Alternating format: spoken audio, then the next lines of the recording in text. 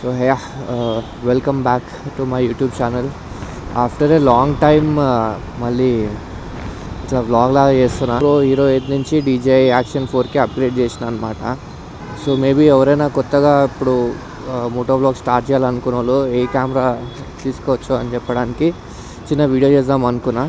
And నేను GoPro user అయి ఉండి DJIకి ఎందుకు మూవ్ అయినా అని కూడా చెప్దామని, సో దట్ మీరు చూస్ చేసుకోవడానికి మీకు ఈజీ ఉంటుందని చెప్పి ఈ వీడియో చేస్తున్నా.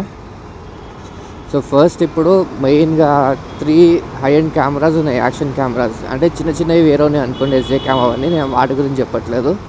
సో మెయిన్గా ఉన్నాయి ఏంటంటే GoPro, obviously GoPro Hero 12, Insta360 Ace Pro, ఇంకోటి DJI Action 4 అనమాట. సో ఈ మూడిట్లో నేను ఎందుకు Ace Pro చూస్ చేసుకున్నా అనడానికి, నేను ఈ 3 బ్రాండ్స్లో DJI ఎందుకే చూస్ చేసుకున్నాను అనేది చెప్తా.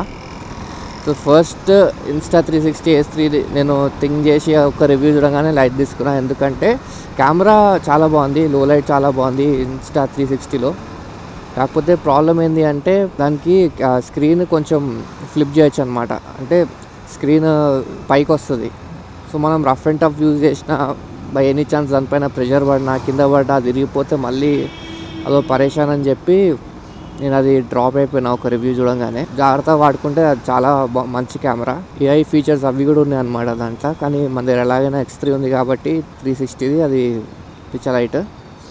సో వచ్చింది మిగిలింది GoPro Hero 12 and DJI Action 4 కదా. ఓకే, ఫస్ట్ ఆఫ్ ఆల్ GoProలో మనకి వీడియో క్వాలిటీ అనేది చాలా మంచిగా వస్తుంది. అండ్ ఆడియో అవుట్పుట్ కూడా GoProలో బాగుంటుంది ఎక్స్టర్నల్ మైక్తో పాటు కంపేర్ టు దీస్ 3 థింగ్స్. కాకపోతే GoProలో కొన్ని ఇష్యూస్ ఉంటాయి అన్నమాట. స్టార్టింగ్ GoPro నుంచి GoPro Hero 12 దాకా ఇష్యూ ప్రతి దాంట్లో ఉంది. నేను కనుక్కున్నాను, కొంతమంది ఫ్రెండ్స్ కూడా వాడతారు కదా. సో ఫస్ట్ ఏంటంటే keeping the video quality aside, GoProలో హ్యాంగ్ అయ్యే ఇష్యూస్ చాలా ఉంటాయి అన్నమాట. మీరు ఫెడప్ అయిపోతారు అనమాట. అంతగానం హ్యాంగ్ అవుతుంది.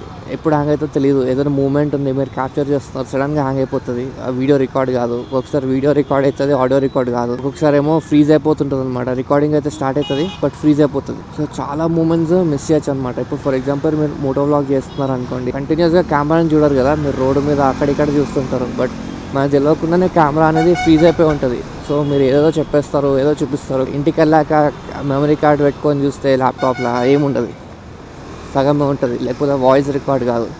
సో ఆ ఇష్యూ ఆల్మోస్ట్ ఎవ్రీ GoProలో ఉందన్నమాట. సో అది one of the main reasons నేను GoPro తీసుకోకపోవడానికి. సో కమింగ్ టు DJI, నాకు ఎక్కడ బెటర్ అనిపించిందంటే DJIలో ఇట్లాంటి issues first of all overcome చేయొచ్చు. DJIలో అలాంటి ఇష్యూస్ లేవు. అండ్ వీడియో క్వాలిటీ కూడా చాలా బాగుంది. GoProతో కంపేర్ చేస్తే కూడా కొన్ని ప్లేసెస్లో చాలా బాగుంది.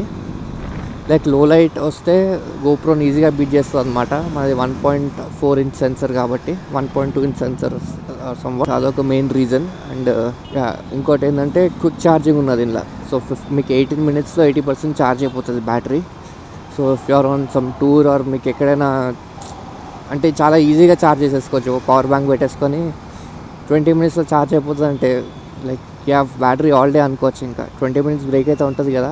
అది కాకుండా మీరు అడ్వెంచర్ కాంబో కిట్స్ లాగా పర్చేస్ చేస్తే మీకు 3 బ్యాటరీస్ వస్తాయి అండ్ ఒక బ్యాటరీ కేస్ వస్తుంది.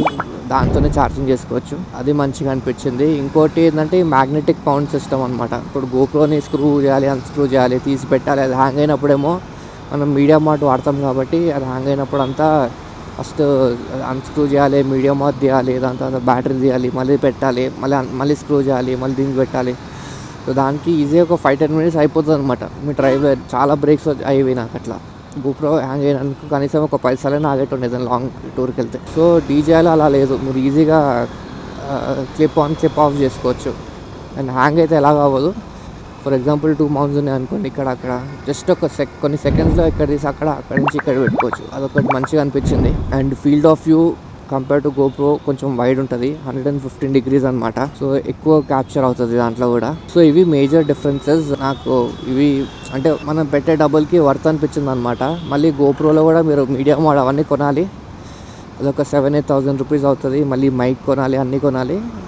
సో DJIకి మనం మీడియా మోడ్ అలాంటివి, కానీ మైక్ అడాప్టర్స్ అలాంటివి అవసరం లేదు, డైరెక్ట్ యూజ్ చేయొచ్చు Type-C మైక్ ఉంటే. సో అదనమాట matter. And Kacheguda KTM service centre వెళ్తున్నాను అనమాట.